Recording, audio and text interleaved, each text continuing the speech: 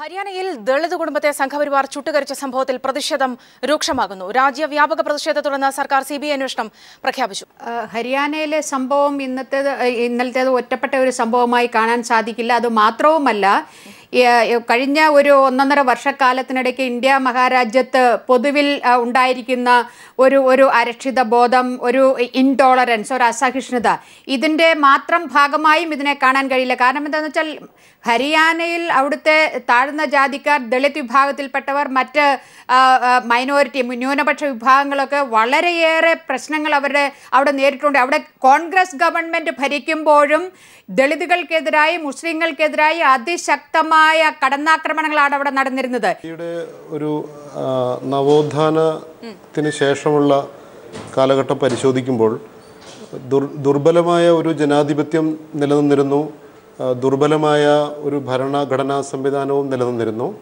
പക്ഷേ ഒരു ഇഞ്ച് പോലും അതിന് മുന്നോട്ട് പോകാൻ കഴിയുന്നില്ല എന്ന് മാത്രമല്ല, ഒരു ഗ്രാമത്തിൽ പോലും, സ്വന്തം ജനിച്ച് വളർന്ന ഗ്രാമത്തിൽ പോലും ഒരു ദലിതന്, ഒരു ആദിവാസിക്ക്, ഒരു അധസ്ഥിതന് താമസിക്കാൻ ഇനിയും സാധ്യമാവുന്നില്ല എന്നതിൻ്റെ ഏറ്റവും പുതിയ ഒരു ഉദാഹരണമാണ് നമ്മളിപ്പോൾ ഡൽഹിയിൽ കാണുന്നത്. രാജ്യത്താകെ കഴിഞ്ഞ ദിവസം രാഷ്ട്രപതി സൂചിപ്പിച്ച അസഹിഷ്ണുത, അസുരന്മാരുടെ ഭരണം, അത് രാജ്യത്താകെ നിലനിൽക്കുന്നു. ദളിതർക്ക് രക്ഷയില്ല, ന്യൂനപക്ഷങ്ങൾക്ക് രക്ഷയില്ല. ഇപ്പോൾ നമ്മൾ നേരത്തെ ഈ വാർത്തയുടെ തുടക്കത്തിൽ ചൂണ്ടിക്കാണിച്ചു മുഹമ്മദ് അഖ്ലാഖിൻ്റെ മരണം. മുഹമ്മദ് അഖ്ലാഖിൻ്റെ മരണം ശാസ്ത്രീയമായി അദ്ദേഹത്തിൻ്റെ വീട്ടിൽ സൂക്ഷിച്ചിരുന്ന മാംസം ആട്ടിറച്ചിയാണ് എന്ന് ശാസ്ത്രീയമായി തെളിയിക്കപ്പെട്ടതാണ്. പക്ഷേ RSSൻ്റെ വാരിക പാഞ്ചജന്യ ആദ്യം പറഞ്ഞു അത് ഗോമാംസമാണെന്ന്. അപ്പോൾ പറഞ്ഞു ഞങ്ങളുടെ ഔദ്യോഗിക വാരിക അല്ല, ഇത് മുഖവാരിക അല്ല എന്ന്. ഉത്തരവാദികളായവരെ നിയമത്തിന് മുന്നിൽ കൊണ്ടുവന്ന് മാതൃകാപരമായി, ഞാൻ അടിവരായിട്ട് പറയുന്നു, മാതൃകാപരമായി. പക്ഷേ അവിടെയും ശ്രീ വി രാജേഷ്, ഈ ഹരിയാന സംഭവത്തിൽ ആ വിധത്തിൽ പറയുമ്പോൾ ദാദ്രി സംഭവം നടന്ന് എത്രയോ ദിവസം കഴിഞ്ഞിരിക്കുന്നു. അവിടെയും എന്താണ് സംഭവിച്ചത്? ഇന്നിപ്പോൾ ഓർഗനൈസർ വളരെ പ്രത്യക്ഷത്തിൽ തന്നെ വന്ന് പറഞ്ഞിരിക്കുകയാണ്, ഈ വിഷയത്തെ ന്യായീകരിച്ച് പറഞ്ഞിരിക്കുകയാണ്. ഇവിടെയാണ് എനിക്ക് ഇടപെടേണ്ടി വരുന്നത്.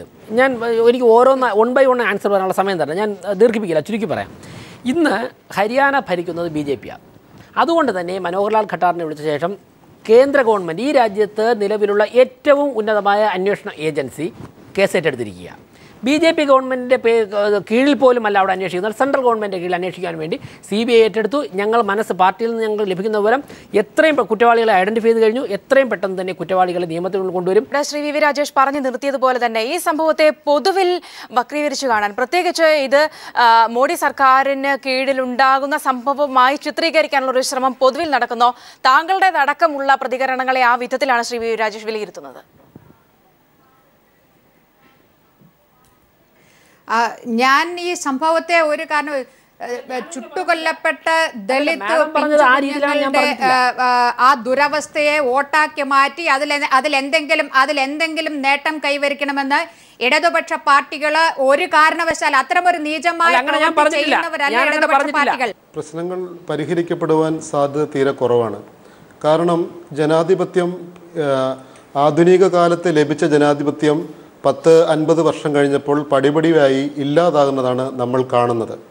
നമ്മൾക്ക് ഇവിടെ തന്നെ അറിയാം, ആ ഗ്രാമത്തിലെ ആ കുടുംബത്തോട് അവിടുന്ന് മാറിപ്പോകണമെന്ന് പറയുകയും അവർ ആ സ്വന്തം വീടിൻ്റെ വാതിൽ പുറത്തുനിന്ന് പൂട്ടിയിട്ട് താമസിക്കുന്ന ആ രാത്രിയാണ് ആ കുട്ടികൾ കൊല ചെയ്യപ്പെട്ടത് നമ്മൾ മനസ്സിലാക്കണം. ഒരു പുതിയൊരു ആയുധം കിട്ടിയിട്ടുണ്ട്, കരിയോയിൽ. അത് കാശ്മീരിൽ പ്രയോഗിക്കുന്നു, ബോംബെയിലും പ്രയോഗിക്കുന്നു, സുധീന്ദ്ര കുൽക്കർണിയുടെ മേലെയും പ്രയോഗിക്കുന്നു, കാശ്മീർ MLA നേരെയും പ്രയോഗിക്കുന്നു. ഇവർ തമ്മിൽ യഥാർത്ഥത്തിൽ നമ്മൾ ചില ഇനങ്ങൾ തമ്മിലുള്ള ജേഴ്സി, സിന്ധി, ഇങ്ങനെ ഇനങ്ങൾ തമ്മിലുള്ള വിശ്വാസം, പശുവാണല്ലോ വിഷയം. അപ്പോൾ അങ്ങനെ ഒരു ഇനങ്ങൾ തമ്മിലുള്ള വ്യത്യാസമല്ലാതെ കൃത്യമായി ഹിന്ദുത്വ പ്രത്യയശാസ്ത്രം, അതിൻ്റെ തീവ്ര വർഗീയത, അത് പിന്തുടരുന്ന 2 കക്ഷികളാണ് ശിവസേനയും BJP. അതുകൊണ്ടാണ് അവർക്ക് അവിടെ മഹാരാഷ്ട്രയിൽ ഭരണം പങ്കിടാൻ കഴിയുന്നത്.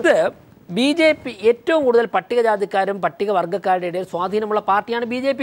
ഞങ്ങളുടെ പ്രവർത്തനം കൊണ്ട് ഇന്ത്യയിൽ വളരെ വലിയൊരു ശതമാനം തന്നെ ഈ ഉച്ചനീചത്വങ്ങൾ അവസാനിപ്പിക്കാൻ വേണ്ടി സാധിച്ചു. അതിൻ്റെ ഉദാഹരണമായിട്ടാണ് വേറെ ഒരു നേതാവ് BJPക്ക് ഇല്ലാത്തത് കൊണ്ടല്ലല്ലോ പിന്നോക്കക്കാരനായിട്ടുള്ള ഒരു വ്യക്തിയെ വളർത്തിയെടുത്ത് ഇന്ത്യൻ പ്രധാനമന്ത്രിയാക്കി ഇന്ത്യയിൽ ഒരു പിന്നോക്കക്കാരന്, ഒരു ദളിതന് എന്തും സാധിക്കും എന്നുള്ളൊരവസ്ഥയിലേക്ക്. പക്ഷെ അതൊരു വ്യക്തിയുടെ കാര്യമാണ്.